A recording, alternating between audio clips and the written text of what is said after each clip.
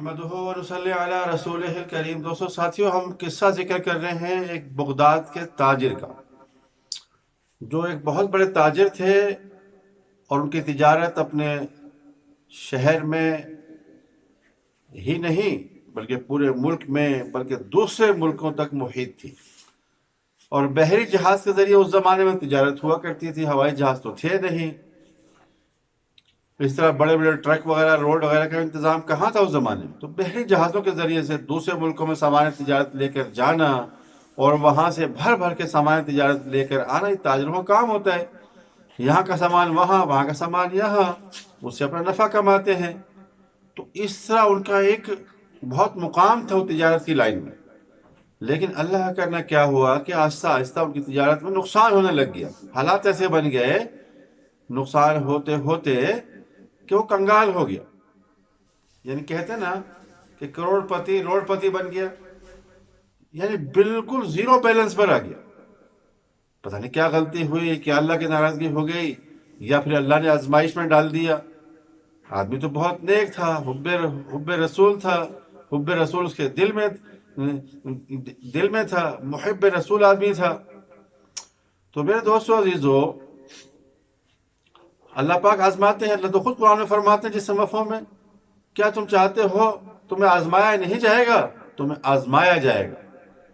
صحت دے کر بھی آزمایا جائے گا، صحت لے کر بھی، مال دے کر بھی، مال لے کر بھی، یعنی مال میں نقصان دے کر بھی آزمایا جائے گا، اولاد دے کر بھی، اولاد دے کر بھی آزمایا جائے گا۔ ہر لحاظ سے دنیا میں انسان کی، ایمان والے کی آزمائش کی جائے گی۔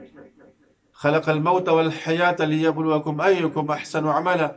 قرآن پاک میں خود اللہ نے فرمایا جس مفہوم ہے کہ تمہاری موت کو پیدا کیا، زندگی کو پیدا کیا۔ یعنی موت و زندگی کا ذکر اس لیے کیا کہ درمیان میں جتنے بھی حالات آئیں گے، مال والے، صحت والے، جو بھی شکلیں بنیں گی، ان سب میں اللہ پاک دیکھنا چاہتے ہیں بھی ایکم احسن عملا، کہ کون تم میں سے اچھے عمل کر کے آتا ہے۔ اللہ دیکھتے ہیں، ہر آدمی آزمائش میں ہے۔ تو میرے دوستو عزیزو، وہ بالکل مالی حیثیت سے کنگال ہو گیا۔ تو کیا کیا کہ اپنے گھر کے گزارے کے لیے کسی دوست سے قرض لے لیا، 500 روپے اس زمانے کے، یعنی 500 درہم یا دینار لے لیے، اور وعدہ کر لیا کہ فلاں وقت میں آپ کو واپس کر دوں۔ لیکن بیچارے کا کاروبار تو تھا نہیں، آمدنی کا کوئی ذریعہ نہیں تھا۔ تو کیا ہوا کہ پھر اس سے واپس نہ کیے گئے۔ وہاں سے مطالبہ شروع ہو گیا، پھر ٹائم دیا، پھر ٹائم گزر گیا، پھر مطالبہ شروع، گویا 3-4 ٹائم دینے کے بعد بھی پیسے ادا نہ ہوئے۔ تو قرض دینے والا جو ان کا ساتھی تھا، اس نے قاضی کو شکایت لگا دی۔ اس زمانے کورٹ کچہری اس طرح تو نہیں ہوتی تھی، قاضی ہوتے تھے اور فوراً فیصلہ ہوتا تھا۔ یہاں تو ایک قرض کا کیس چلتا ہے، صدیاں گزر جاتی ہیں، نسلیں تک چلی جاتی ہیں، کیس ہی فیصلہ ہی نہیں ہو پاتا۔ تو وہاں تو فوراً فیصلہ ہوتا تھا۔ قاضی کو شکایت لگائی کہ ان کو ضرورت پر میں نے 500 دینار قرض دیا تھا، تو لیکن کئی ٹائم دیے، واپس نہیں دیا مجھے ابھی تک، آپ میرا قرضہ دلوا دی۔ تو قاضی نے اس شخص کو بلایا۔ تو اس شخص نے کہا، دیکھیں نہیں، میرا کاروبار بالکل تباہ ہو گیا ہے، ختم ہو گیا، میں بالکل قرض لوٹانے کے قابل اب نہیں رہا۔ تو قاضی نے کہا کہ پھر کوئی ضامن پہ لاؤ اپنا، جو ضمانت دے کہ جب بھی آپ کے پاس ہوگا آپ دیں گے، ضمانت دینے والا لاؤ۔ کہا جی میں کہاں سے ضمانت لاؤں، اب میری حالت ایسی ہو گئی ہے، تو اب تو میری ضمانت بھی کوئی نہیں دے گا، کیونکہ جب حالات اچھے ہوتے ہیں تو ہٹو بچو ہوتا ہے، پیچھے پیچھے ہر آدمی جو ہے ایک دوسرے کی ضمانت دینے کے لیے تیار ہوتا ہے، پتہ ہے کہ یہ بندہ اتنا مالدار ہے، کوئی مسئلہ ہی نہیں ہے، گارنٹی دے دیتا ہے۔ لیکن جب آدمی مقروض ہو جاتا ہے تو اس کا کوئی، یعنی کہتے ہیں سایہ بھی ساتھ چھوڑ جاتا ہے، اپنے پرائے ہو جاتے ہیں۔ یہ تجربہ ہوتا رہتا ہے دنیا میں۔ تو انہوں نے کہا کہ میری کون ضمانت دے گا ابھی؟ تو انہوں نے فرمایا پھر میں تمہیں قید کر دوں گا، جب تک تم ان کے 500 دینار واپس نہیں کرو گے میں تمہیں قید میں ڈال دوں گا، جیل خانے میں، تو قید میں رہو گے۔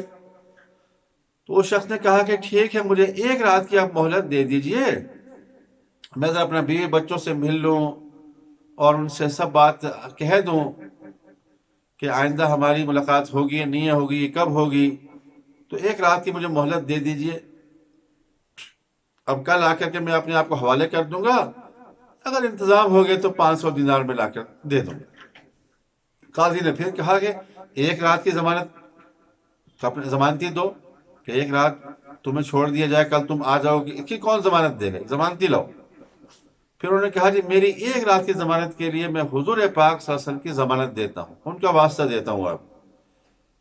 اب جو قرض، جس نے قرض دیا ہوا تھا وہ بھی محب رسول تھا، اس کے دل میں بھی اللہ کے نبی کا عشق تھا، محبت تھی۔ اس کی طرف جب قاضی نے دیکھا کہ تم کیا کہتے ہو اس بارے میں، تو اس نے کہا کہ قاضی صاحب ٹھیک ہے، اس نے ایسی شخصیت کا نام لے لیا ہے جس سے ہم انکار نہیں کر سکتے، لہٰذا ایک رات کی ضمانت آپ میری طرف سے دے دیں، اس نے ایسی ہستی کا نام لے لیا۔ تو گویا ایک رات کی ضمانت پر آپ علیہ السلام کی ضمانت، نام کی ضمانت پر چلا گیا گھر، اور گھر جا کر اپنے بیوی بچوں سے کہا کہ جی ایسا ایسا جس سے میں نے 500 دینار لیا تھا اس نے قاضی کے پاس کیس ڈال دیا ہے، قاضی نے پیسہ مانگا ہے یا پھر مجھے جیل میں ڈالیں گے جب تک میں جا دوں، لہٰذا میں نے ایک رات کی ضمانت لی ہے، تو میں آپ سے مل لوں، مشورہ کر لوں، سمجھا دوں بچوں کو، تو اب پتہ نہیں ملاقات ہوگی یا نہیں ہوگی، کل تو میں جیل میں بند ہو جاؤں گا۔ اب بیوی بھی پریشان، سب دینی گھرانہ تھا، بچے بھی پریشان، سب نے وضو کیا، 2 رکعت نماز نفل پڑھی اور اللہ سے آہو زاری میں لگ گئے، یا حیو یا قیوم، کہتا ہے مشکل وقت میں یا حیو یا قیوم کہا جائے تو اللہ پاک کی قدرت جو ہے نا وہ جوش میں آتی ہے۔ یا بدیع العجائب بالخیر یا بدیع یا ذی الجلال والاکرام ربی انی مغلوب فانتصر، یہ دعائیں ہیں جب مشکل وقت میں صلاۃ الحیض پڑھ کے جو ہے اللہ سے دعا مانگی جائے تو اللہ قبول کرتے ہیں۔ تو ان سب نے وضو کر کے اللہ سے مانگا، بہت فکر مند ہو گئے سب، اور دعا مانگ گڑ گڑاتے روتے رہے۔ جب دعا مانگ کے فارغ ہو گئے تو پھر ان سب نے مشورہ کیا کہ چلو حضور پاک صلی اللہ علیہ وسلم پر درود پڑھتے ہیں، تو سب نے جو ہے درود پڑھنا شروع کیا خوب تہ دل سے۔ بتاؤ دعاؤں کے وقت میں بھی جب آدمی کو پتہ ہے کل میں جیل میں چلا جاؤں گا اور بہت لمبے عرصے کے لیے، تو اس کی کیسی دل سے دعا نکلے گی، آنکھوں سے کیسے آنسو نکلیں گے۔ تو میرے دوستوں اور حضور پاک صلی اللہ علیہ وسلم کے میرے دوستوں سے درود پڑھنے لگے، اور کس یکسوئی سے، کس خلوص کے ساتھ دعا پڑھ رہے ہوں گے وہ تو انہیں کو پتہ ہے، جس پر یہ حال گزرا ہو تو وہ جانتا ہوگا۔ تو میرے دوستو جب وہ پڑھتے درود پڑھتے وہ اسی حالت میں پھر نیند آئی اور سو گئے، اسی حالت میں سو گئے۔ تو میرے دوستو پھر حضور پاک صلی اللہ علیہ وسلم خواب میں تشریف لائے ہیں، اور خواب میں آ کر آپ اسلام نے یہ فرمایا، جس کا مفہوم ہے کہ صبح اٹھ کر جاؤ فلاں آدمی کے پاس جو حاکم ہے بغداد کا، اس کے پاس جاؤ اور اس کو جا کر سلام کرو، اور اس کو کہنا کہ تمہارا قرضہ جو ہے وہ ادا کر دے، تمہارا قرضہ وہ ادا کر دے، اور اس ایک نشانی لے کر جاؤ، وہ نشانی ان کو بتا دینا۔ حضور علیہ السلام نے نشانی بھی دے دی۔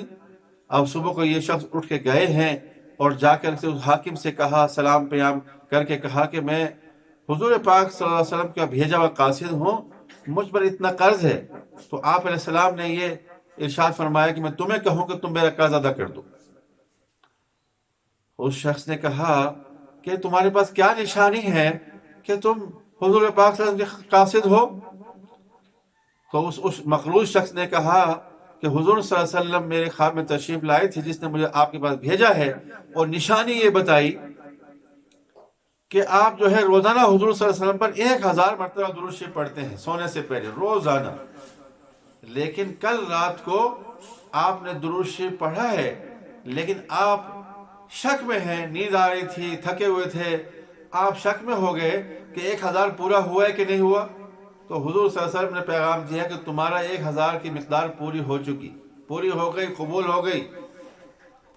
تو وہ شخص بڑا خوش ہوا، ہو یہ بات تو مجھے پتا تھی صرف کہ رات کو واقعی میں 1000 مرتبہ درود شریف پڑھتا ہوں، اور آج یعنی نیند کے غلبے میں پتہ نہیں چلا کہ 1000 پورا ہوا یا نہیں ہوا، یہ بات میرے والا علاقہ کسی کو نہیں پتا تھی۔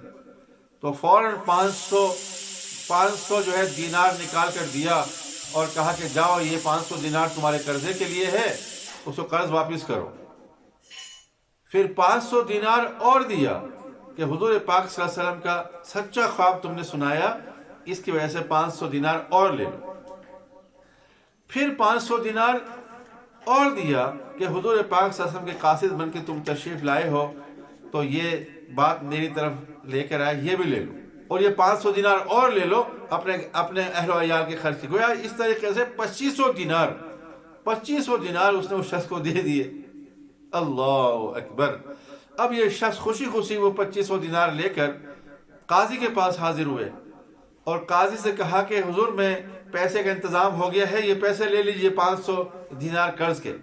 قاضی نے کہا کہ نہیں نہیں نہیں, یہ 500 دینار رکھو, رات کو حضور صلی اللہ علیہ وسلم کی مجھے زیارت ہوئی ہے اور مجھے کہا ہے کہ میں تمہارا قرضہ میں ادا کر دوں, تمہارا قرضہ میں ادا کر دوں تمہارے بدلے.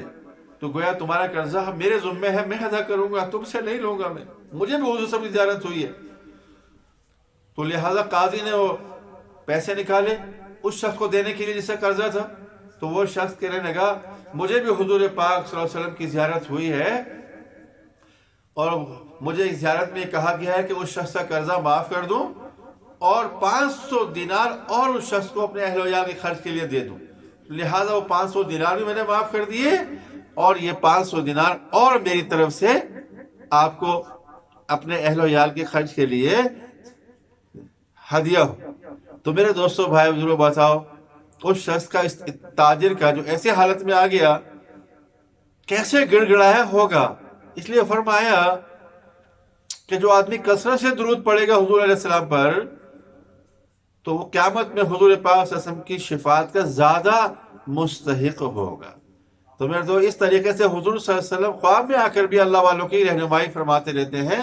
ان حضرات نے میرے نفل پڑھے یا اللہ سے مانگا اور پھر حضور پاک صلی اللہ علیہ وسلم پر درود پڑھتے رہے, جس کی برکت سے حضور پاک صلی اللہ علیہ وسلم نے خواب میں آ کر زیارت بھی کروائی اور رہنمائی بھی فرمائی.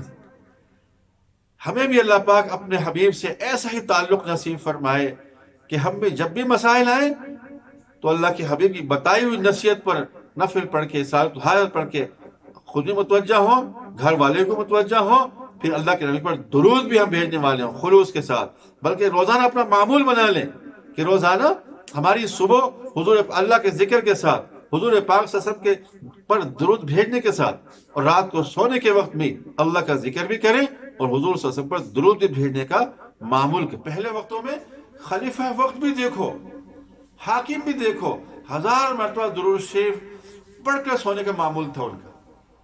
تو اس لیے ہم بھی میرے دوست اس کی نیت کریں کہ انشاءاللہ ہم بھی حضور صلی اللہ علیہ وسلم پر ہمیشہ صبح و شام اور دن میں جب موقع ملے درود پڑھنے کا اہتمام کیا کریں گے. نیت کر لیں انشاءاللہ.